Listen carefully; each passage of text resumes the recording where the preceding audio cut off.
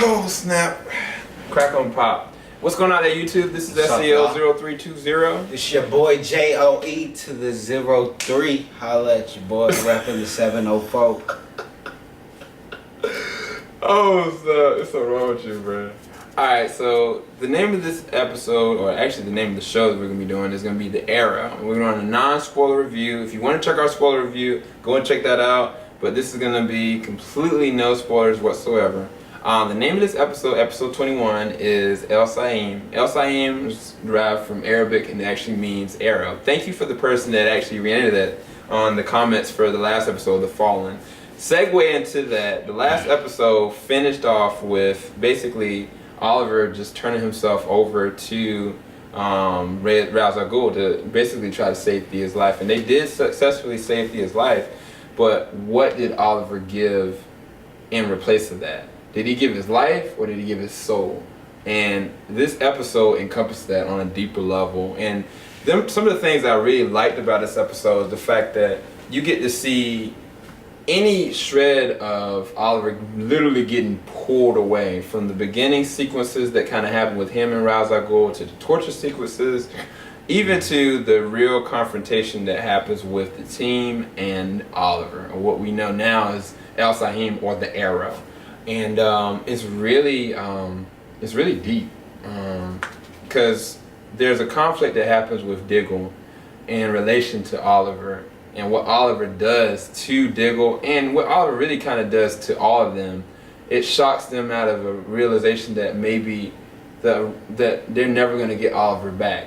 And it's really heartfelt, but at the same time it's really serious, because this is a real threat to everything that Oliver has really built a legacy, and the team is the legacy that Oliver built.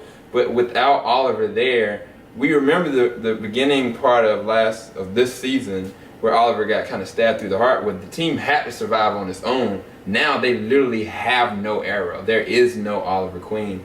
And you see that in this episode, and what happens with the relationship with Nyssa and with Laurel. I really kind of like that relationship. Not the relationship, but the sense that Nyssa, she believed herself at one point to be the heir to the demon, to Ra's al Ghul, and now she's faced in dire straits because Oliver is that, and there can't be two heirs. And so what the result of that is so crazy, but it's really dangerous for Nyssa in this episode. But what are some of the things you want to touch on in this episode?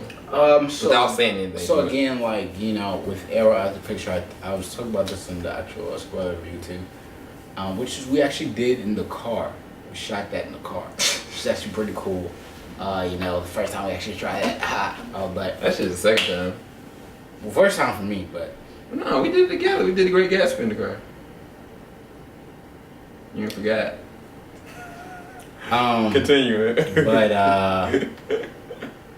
one thing I like about this show is whenever they take Arrow out of the picture, I like how they take Arrow out of the picture some periods of time, and you watch the other characters grow and really step up their game.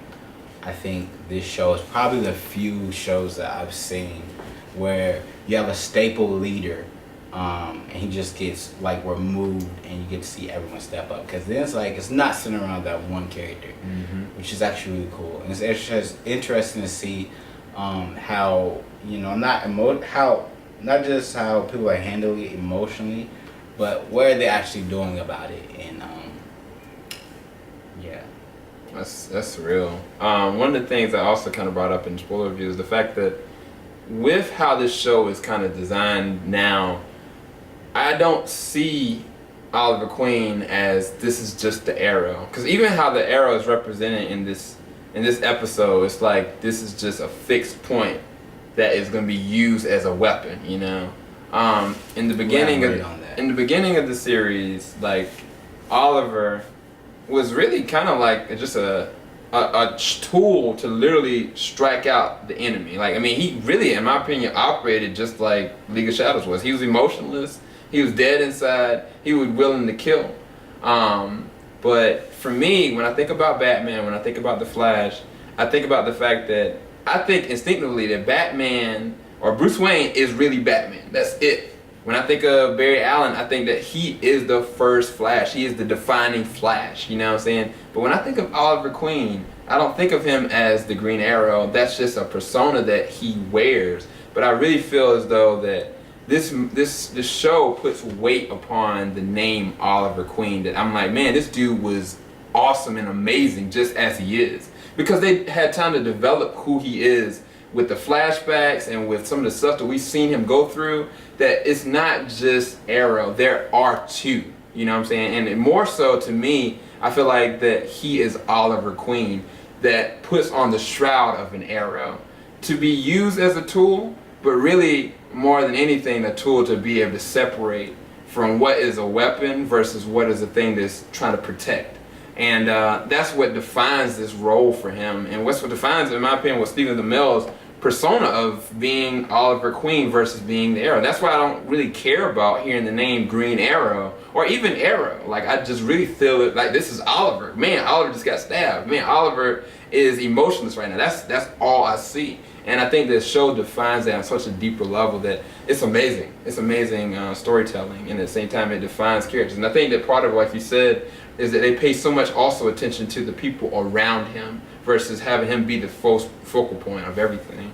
So I think we gave, what did you give this rating for this episode? Did you give it a 10?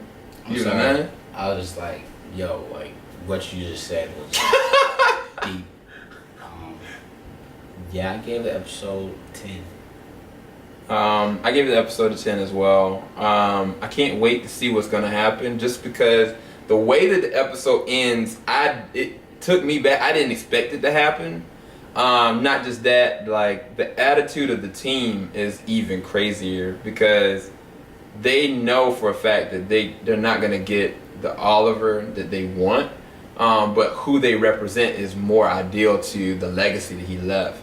And then what's gonna happen with Thea is even more of a revelation, which I didn't even talk about this in the spoiler, that she's gonna be meeting with somebody that she hasn't seen in a long time, and it does play on something that happened last episode. That's all I can really say. So yeah, we really enjoyed this episode.